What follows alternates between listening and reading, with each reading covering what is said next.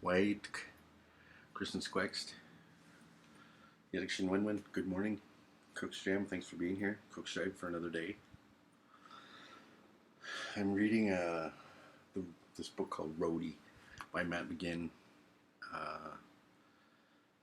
And I've been reading a lot of rock biographies, Tony Iommi and the Rolling Stones and stuff like that. And, rockers who aged, got old, and somehow survived. And I'm in that camp now. I've survived my life, my partying, my wildness, and settled down now and into old man, uncle, and dad time in my life. And I never had a role model to, a dad, a father figure, really. My dad and I were estranged, and it's complicated. He went to residential school, and so did my mom. There's a lot of stuff there. I've been working on it for a long time, and I'm cool with it. It is what it is. We're coming up on his second year of his passing, and my birthday is coming up in just over 3 weeks. I'll be 51. What the hell? God, it seems so unreal that I'm this old. It's weird. So anyways, reading this book has been interesting because Matt McGinn talks about what it was like for him to finally quit struggling to be a musician, a professional, and a rock star and all that stuff, and just being a roadie, just sucking it up and realizing his time had passed, and that was it. So he became a roadie, closest to being a rock star you could get, I guess. And I think about my own life and all the opportunities I've had, starting in the 80s and the 90s and the 2000s and 2010s and now,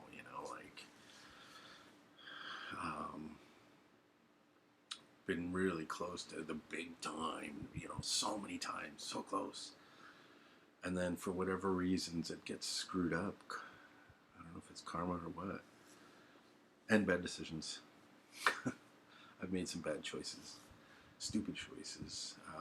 Because, again, if you don't have a role model, if you don't have someone telling you or advising you or just plain old looking out for you, then, things can happen. You can, decide to get tanked that night instead of staying sober.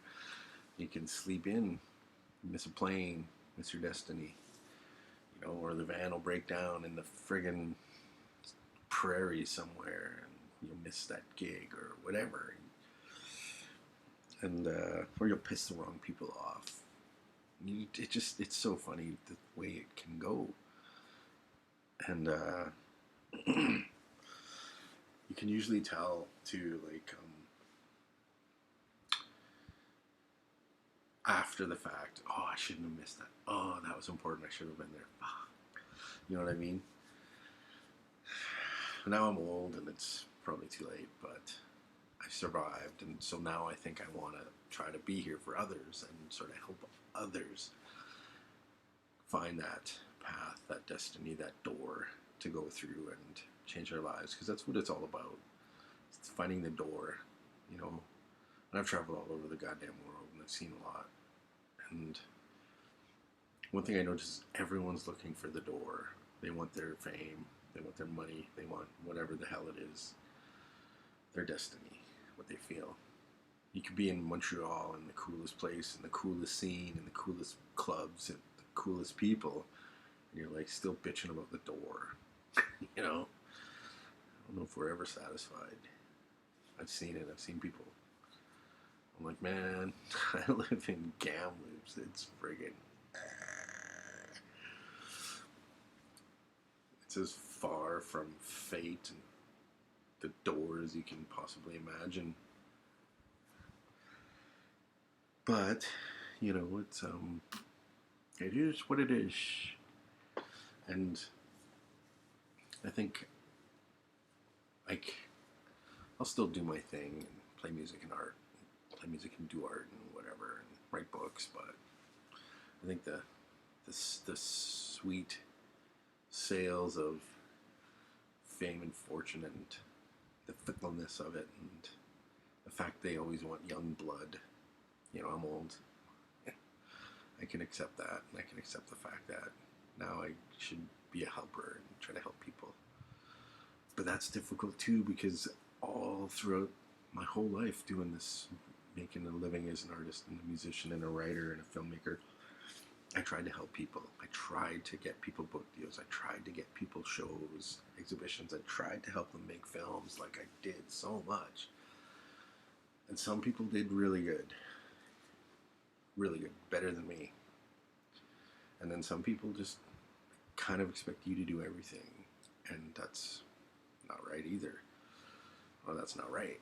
Because why the hell are you doing all the work? Like, if you can't control your own destiny in life, then forget about it.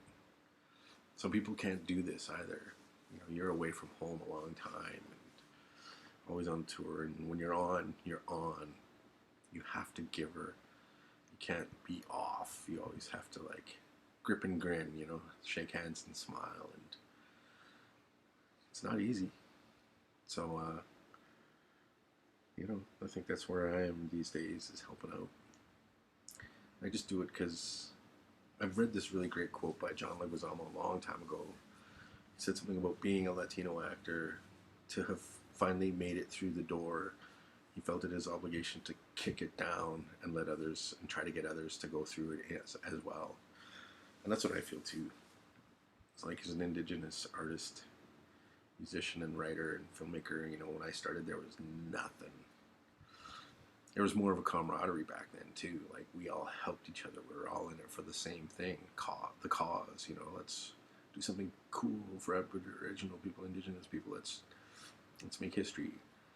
20, 30 years later, I've realized it's not the same. You know, it's more I against I. You know, but that's what happens when the intersection of commerce and the arts happen, as my friend Bracken once said. We all kind of naively believe that you'll get to a certain level and everyone helps each other and it's all one big happy family, but it's not, because people have bought into this belief of scarcity.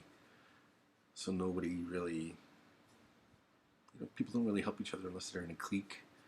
And if you're not in the clique, then you're totally shit out of luck. So there's a lot of crazy stuff to navigate in this world, and there's a lot of bullshit, to be honest. But there's a lot of bullshit in life, you know. So I'll help people and I'll do my part, and I don't expect anything in return, believe me. I've helped people and they've succeeded beyond my wildest expectations and never came back, give me a hand. But that's life. You can't help people and expect, you know, people to give a shit or care. Some weird altruistic punk rock part of me that still helps. I don't know.